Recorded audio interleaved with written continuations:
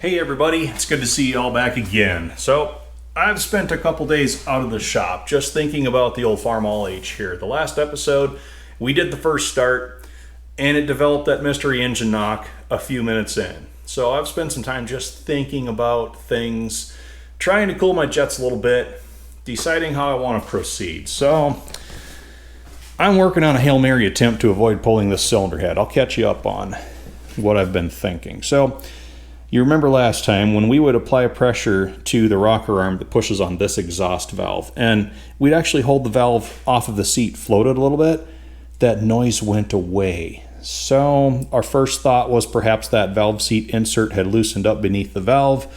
That would be bad. But the more I think about it, the more I think it warrants looking further into the rocker arms, rocker shafts, and all this stuff up on top first, before we go just full throttle and start taking this engine completely back apart. So here we are. I took the rocker assembly back off the engine, took it all apart, and laid everything out to keep it all in order, and then I did a deep dive into the condition of all of these pieces, which admittedly I skipped doing while I was replacing that cracked cylinder head.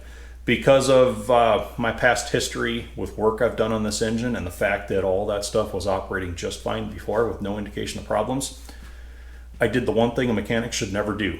I got comfortable with the assembly. I pretty much cleaned the pieces up, put them back on the engine, and said, they're going to be good. After the fact now, I think I may have found something.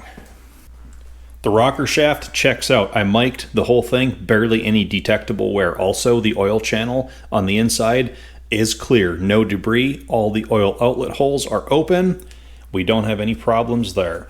I then checked the running clearance of the rocker arms to the shaft. 2 to 4 thousandths is desired, with a maximum allowable clearance of 8 thousandths before you renew. All these are running 5 to 6, except for our suspect rocker arm. For some reason, the bushing in here is really worn on the bottom, and that's where all the thrust happens as this is rocking back and forth. You mic this in here, it's egg-shaped. It's not even round anymore. 13 thousandths running clearance, this arm to the shaft. Definitely out of spec. You hear that? Just working it by hand, you get a very similar knock to what we heard when the engine was running. Whether that is the source of our mystery knock or not, it definitely needs to be addressed. Now for this next part, we're going to have to wade off into the weeds a bit. Here's our suspect right here. The easiest way to eliminate it is to just change it out real quick. See if the noise goes away. Here's the only spare set of Farmall H rockers I have.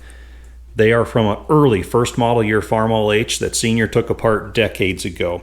And they are a little bit different, albeit interchangeable with those. So these early rockers are known as the forged design, okay? They're one piece.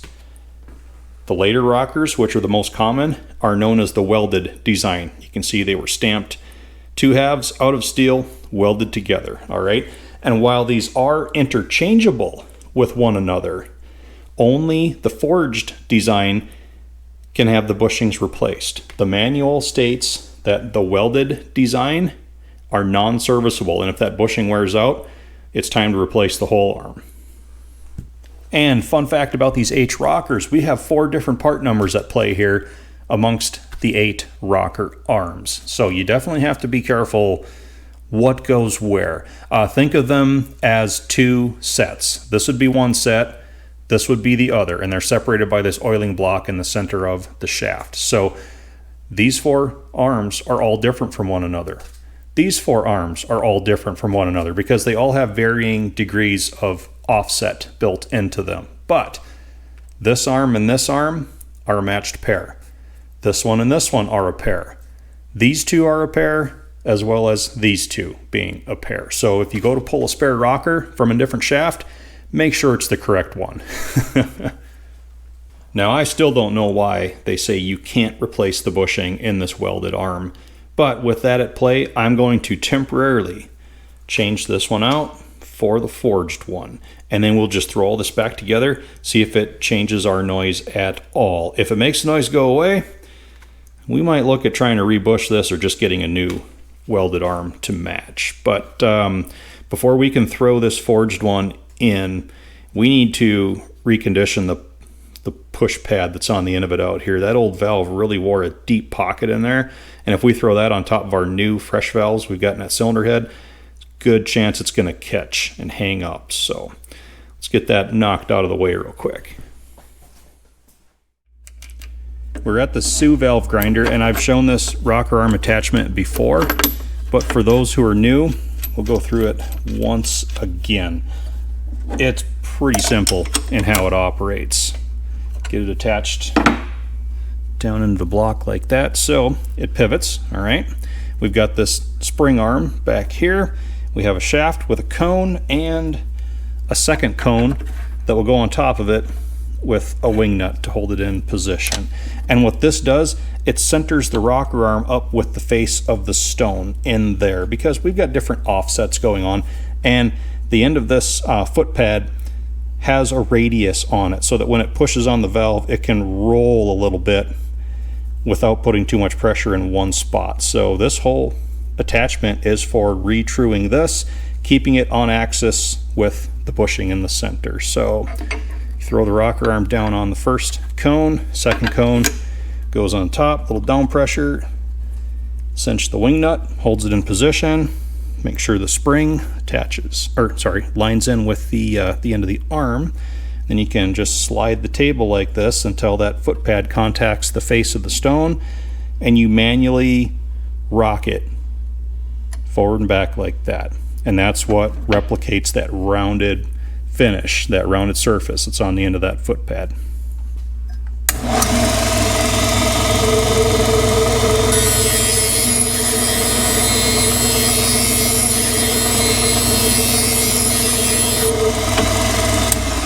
I'll take it back off, show y'all the progress.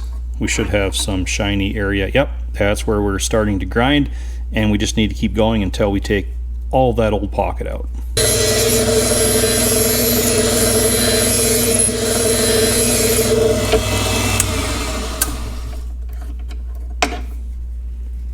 There, just like brand new. Even for this temporary run, I'm still swapping the old lash adjuster over. This is already worn to the push rod. You probably don't have to. I'm doing it anyway. All right, reassembly time, and we're not gonna worry about any kind of assembly lube. This is going on an engine that just recently built oil pressure. So all we're doing here is just clean, fresh engine oil. And we're like a 5/1000 running clearance on this. It's much better already. So we'll do rocker. Okay. Now we have a stand, and the bolt goes through, locates it, all right, because there's also that matching through hole in the shaft. So throw the other stand on. What you do to one side, you do to the other. All right, so we can do rocker,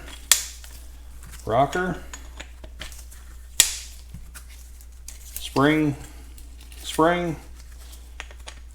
rocker,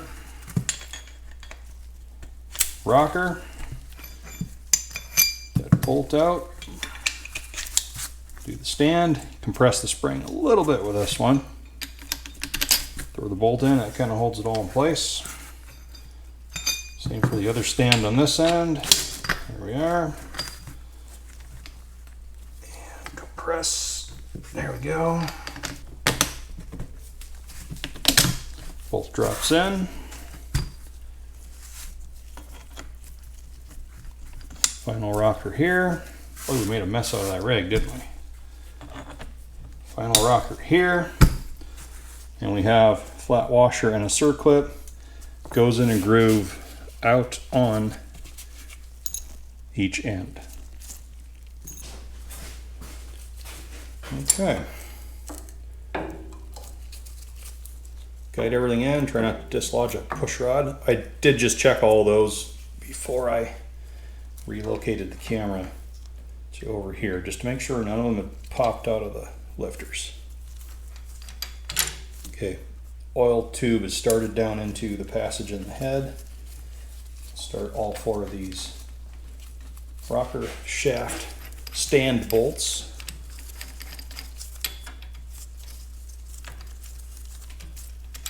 Okay, there we go. 17 thousandths is the valve lash, intake and exhaust.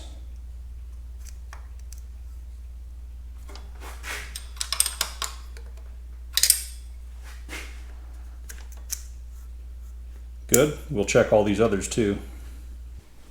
And back together enough to do a test run. I'll show you what I still don't like about it though. So here's our arm that we replaced. It has a lot of end float between the stand and that center oiling block. And the one on the other side of that block, it isn't bound, but it's actually a little on the tight side, I would say. The problem is I've tried to relocate either, the block or the stand. No go. The block is keyed in position to the shaft with this taper point set screw, plus it has to line into that oil hole in the head. The stand is such a tight fit on the bolt that I could crowd it a little bit, but then every time I tighten the bolt, it goes back. So short of shimming that, I can't take that end play out. But I do have the screwdriver handy. I could wedge it like that, play around with it. We'll just see what happens when it starts. Let's give it a go.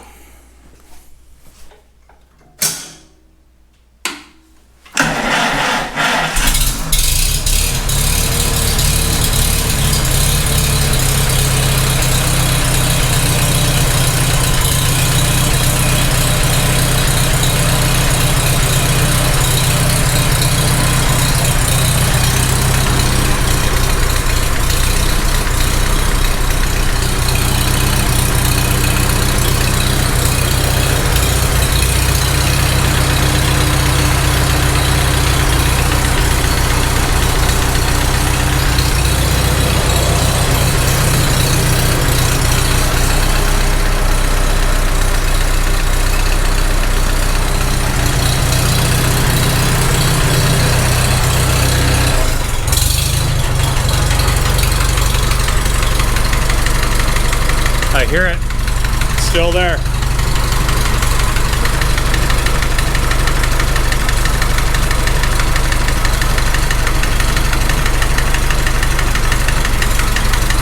That rocker is not closing up to the block at all. That's not moving.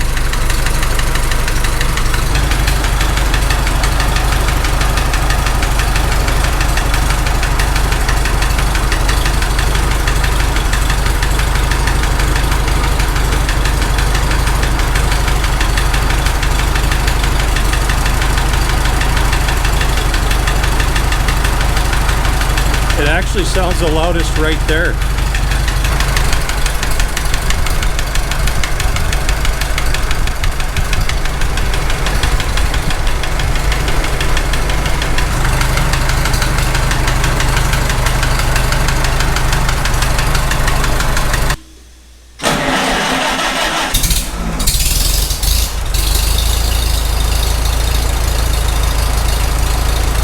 Shut it off, then restart, it went away.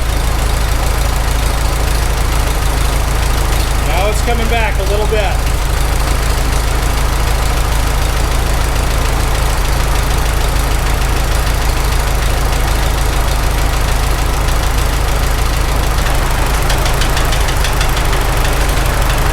It's kind of coming and going. Weird.